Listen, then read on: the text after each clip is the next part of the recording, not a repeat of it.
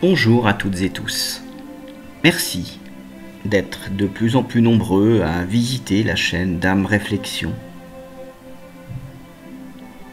La consultation des commentaires sous les vidéos récemment publiées nous amène à proposer la présente explication en réponse à toutes celles et ceux qui profitent de ce que l'appel reçu par Jean-Marie Villemain sur son lieu de travail à Haut-Aucoussin au cours des 4 premiers mois de l'année 1983 n'avait pas été enregistré pour en contester soit la réalité, soit le contenu et plus précisément les menaces proférées à l'endroit de sa famille et donc, in fine, de son fils Grégory. Il s'agit en réalité de désinformation et, traduite en termes actuels, de fake news. Parce que, d'une part, l'appel a bien évidemment existé. Mais pour s'en convaincre, il suffit de prendre connaissance de la déclaration du collègue de travail de Jean-Marie, qui avait réceptionné l'appel et qui l'avait passé au papa de Grégory. Ce témoin essentiel, que nous appellerons Georges, avait tout naturellement été interrogé au cours de l'enquête initiale, et voici ce qu'il a expliqué. Ouvrez les guillemets. Je me souviens qu'un soir, dans les 6 premiers mois de l'année 83, alors que je travaillais de nuit de 21h à 5h avec Jean-Marie Villemain, vers 22h, j'ai reçu un appel téléphonique d'un correspondant qui a demandé à parler à Jean-Marie Villemain. Je pense qu'il s'agissait d'une voix d'homme. Il m'a demandé si Jean-Marie était là et s'il pouvait lui parler. J'ai pris la communication dans le bureau du chef d'entretien. Je suis allé chercher Jean-Marie qui est resté seul dans le bureau avec le correspondant. La communication a duré environ une demi-heure à 3/4 d'heure.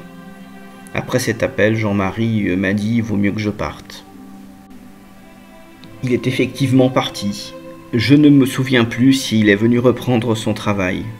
Le lendemain de cet appel, il m'a raconté que lui-même et sa famille étaient victimes d'appels téléphoniques anonymes et qu'on lui avait même cassé sa porte. Les déclarations du collègue de travail sont claires et confirment tant l'existence de cet appel que par ailleurs le fait que celui-ci avait été malveillant puisque Jean-Marie Villemain a été contraint de quitter son emploi sur le champ pour rentrer à la maison.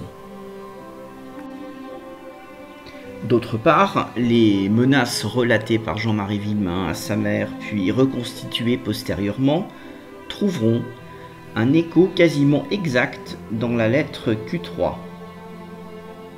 Rappelons-nous d'abord les menaces telles qu'elles ont été reconstituées. Premièrement, des menaces sur sa femme. Écoutons le corbeau. Heureusement que ta vieille n'a pas marché dans le coup de l'accident. On l'attendait à la sortie de Décimon. Mais qu'est-ce que tu aurais fait? On l'aurait violée. Tu m'as l'air bien poussif pour la violer. Je me contenterai de la tenir, le jeune fera le boulot. Deuxièmement, des menaces directes sur Jean-Marie. De toute façon, je te mettrai une balle entre les 2 épaules et si je te loupe, je viendrai t'apporter des oranges à l'hôpital. Enfin, troisièmement, les menaces contre Grégory. Écoutons le corbeau. Et puis non, je m'en prendrai plutôt à ton gamin, ça vous fera plus de mal. Ne le laisse pas traîner, je le surveille avec des jumelles. Et si je le trouve dehors, je l'embarque et tu le trouveras en bas. Lisons ensuite l'extrait de la lettre Q3, finissant par « Adieu mes charcons », au terme de laquelle le manipulateur fait mine de renoncer à ces 3 menaces en indiquant, ouvrez les guillemets, « Il peut arrêter de chier dans son slip, je ne veux pas lui faire de bobo aux balaises de maman, ni à sa pain-bêche de gonzesse, ni à son mioche. Fermez les guillemets. Nous retrouvons là expressément, et nous pensons que cela est clairement à dessein, les 3 menaces à la suite. Voilà qui est très clair. Le rappel de ces 3 menaces en miroir ne peut avoir été écrit dans une lettre faisant mine de les abandonner, chers amis manipulateurs, que si elles avaient au préalable été émises. C'est logique.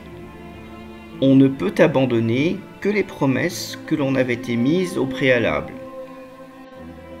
Je mets donc sérieusement en garde les internautes de bonne foi contre les maquilleurs de vérité qui n'agissent que par esprit de contradiction, ou bien pire, pour vous amener à les suivre dans leurs propres fantasmes.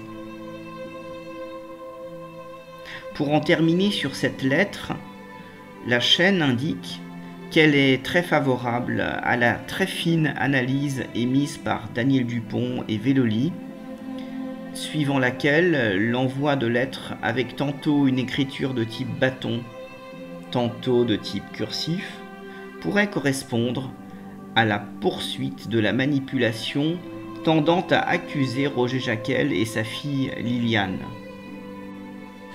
N'oublions pas, en effet, que l'appelant finira par dire avoir bien manigancé son truc et que tout allait être sur son père et sur elle. Agissant ainsi, le manipulateur aurait dévoilé, si tel en est le cas, sa façon bien machiste de présenter les choses.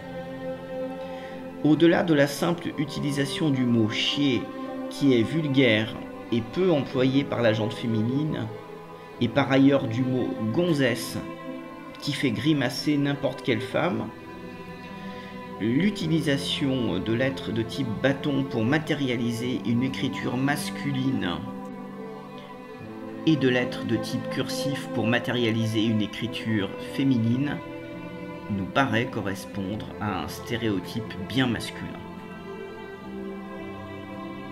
La double revendication du meurtre pourrait trouver ainsi une explication dans cette analyse très intéressante et puissamment réfléchie. Et pour l'or, je vous remercie.